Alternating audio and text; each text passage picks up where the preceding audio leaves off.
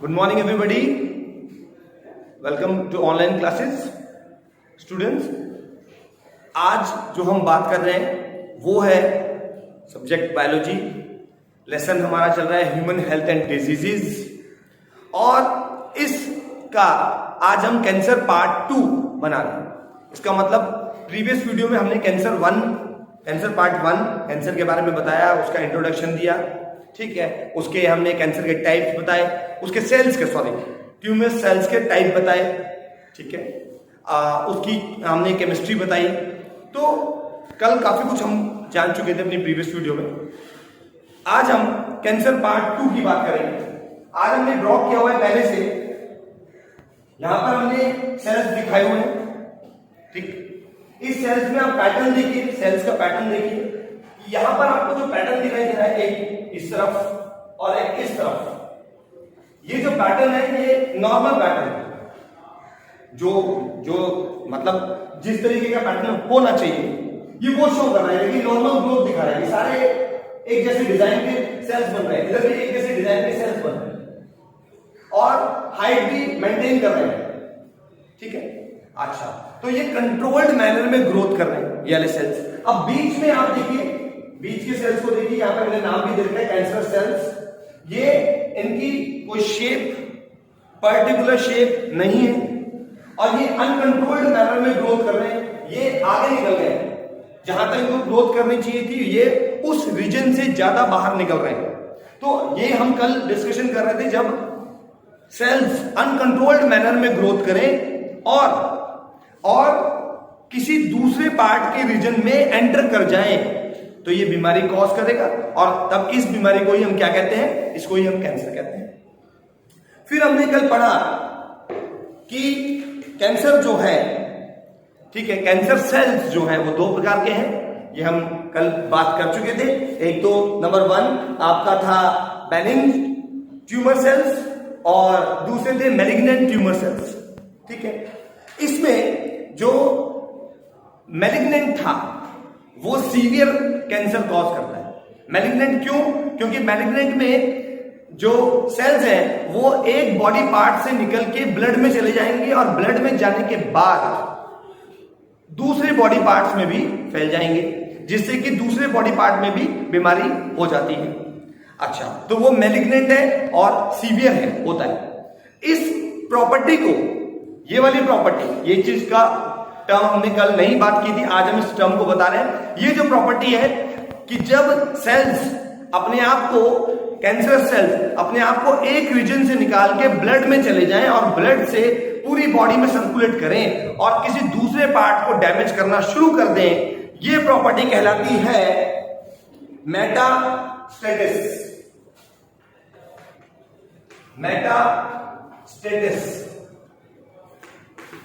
ठीक है, यानी कि कैंसर सेल्स की ये प्रॉपर्टी, जिसमें क्या होगा, जिसके अंदर सेल्स जो है, कैंसर सेल्स जो है अपनी एक रीजन से निकल के दूसरे रीजन में चले जाएं, बॉडी के दूसरे पार्ट में पहुंच जाए, ये जो प्रॉपर्टी है मेटास्टेसिस कहलाती है, ठीक है। स्पेलिंग थोड़े करेक्ट कर लेते हैं, कोई बात नहीं।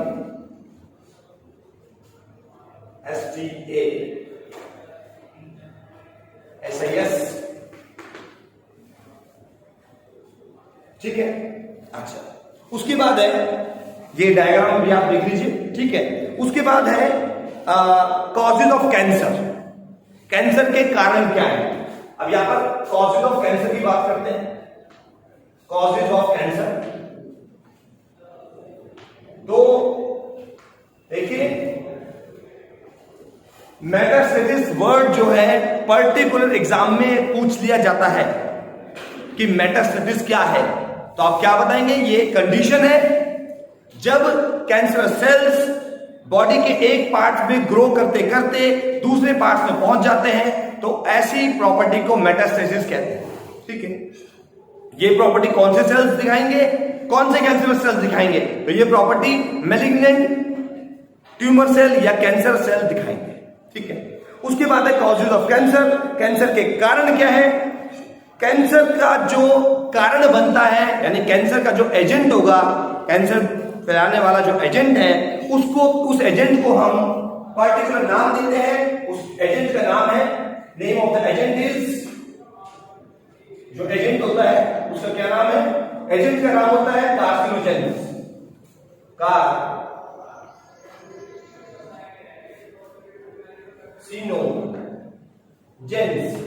कार्सिनोजेंस, ठीक है।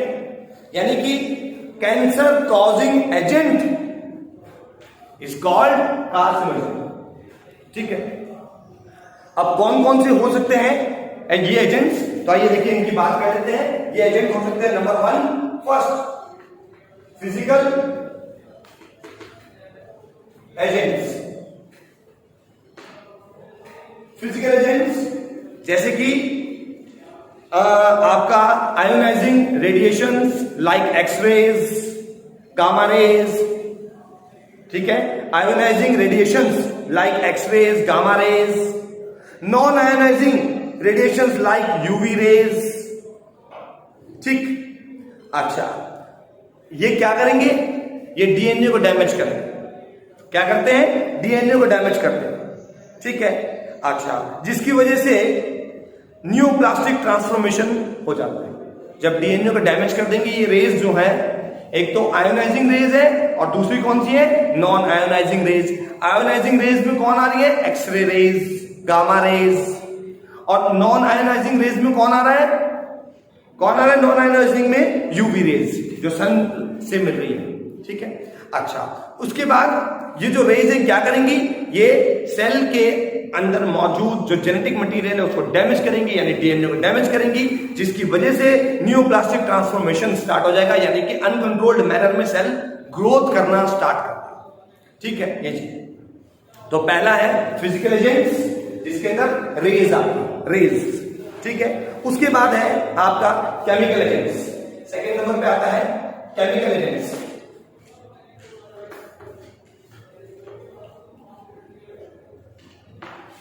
ठीक, सेकेंड है केमिकल एजेंट्स। अब कौन कौन से केमिकल एजेंट्स हैं? जैसे कि निकोटिन, आपने नाम सुना होगा, निकोटिन, सिगरेट्स, बीड़ी, ठीक है। अच्छा, ये हुक्का, ये सब किससे किससे चलते हैं? ये सब चीजें, इसमें होता क्या है? इनके अंदर टोबैको होता है, और टोबैको से क्या, टोबैको के अंदर कौन सा केमिकल कंटेंट होता है? उसके अंदर निकोटिन होता है। तो निकोटिन जो कहता है क्या करेगा? कैंसर कॉज करेगा, ठीक है। अच्छा, जैसे आमतौर पर लंग्स का कैंसर, ठीक है। अच्छा, ये कुछ च्यूएबल टोबैकोस भी होते हैं जो कि माउथ का कैंसर कर देते हैं, मुंह का कैंसर कर देते हैं, ठीक है। तो केमिकल एजेंट्स, ये आपका केमिकल एजेंट्स आ गए। इसके अंदर आपका और भी केमिकल एजेंट्स हैं, जैसे बेंजीन, ठीक है। अच्छा, बेंजीन फ्यूम्स, ठीक है, ये भी केमिकल एजेंट्स की उसमें आ जाता है, तो ये भी कैंसर का कारण बनता है। इसके अलावा तीसरे प्रकार के जो एजेंट्स हैं, थर्ड टाइप के, वो है बायोलॉजिकल एजेंट्स।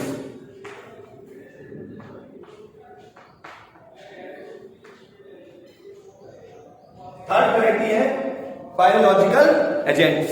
अब बायोलॉजिकल एजेंट्स में कौन आ जाता है? एक्चुअली में बायोलॉजिकल एजेंट्स के अंदर आ जाते हैं वायरसेस। कौन आता है? वायरसेस, ठीक। जो वायरस कैंसर कॉज करे उसको क्या कहते हैं? उस वायरस को क्या कहते हैं जो कैंसर कॉज करता है? उसको बोलते हैं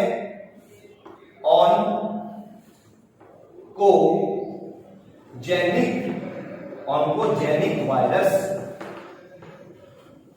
उसको ऑन्कोजेनिक वायरस कहते हैं, यानी कि जो वायरस कैंसर बना दे बॉडी में, उसको ऑन्कोजेनिक वायरस कहा जाता है।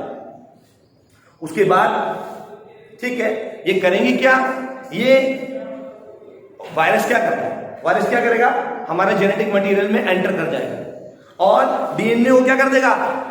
डीएनए को चेंज कर देगा, डैमेज कर देगा, ठीक है। और इनके पास कुछ इस प्रकार के जीन्स होंगे, जो जीन्स की अपनी मल्टीपल कॉपी बनाएगा, और वो जीन्स जो होंगे क्या करने वाले हैं? सेल्स की जो रेगुलेटरी मैकेनिज्म है उसको डिस्टर्ब कर देंगे, और सेल्स क्या करने लग जाएंगे? अनकंट्रोल्ड मैनर में ग्रोथ करना शुरू कर देगा, तो वो कैंसर हो जाएगा, ठीक है। ये चीज।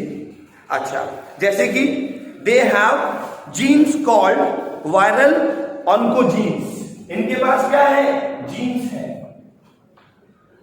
जीन्स, ठीक है। कौन से जीन्स है, उनको क्या कहते हैं, उन जीन्स को, उनको बोलते हैं oncogenes, viral oncogenes, viral oncogenes, ठीक। कुछ और भी सर्टेन अदर जीन्स कॉल्ड, कुछ अदर जीन्स भी होते हैं जिनको कि हम सेलुलर ऑन्कोजीन्स भी बोलते हैं। कुछ अदर जीन्स है उनको हम सेलुलर ऑन्कोजीन्स कहते हैं, cellular oncogenes, abbreviated form COG।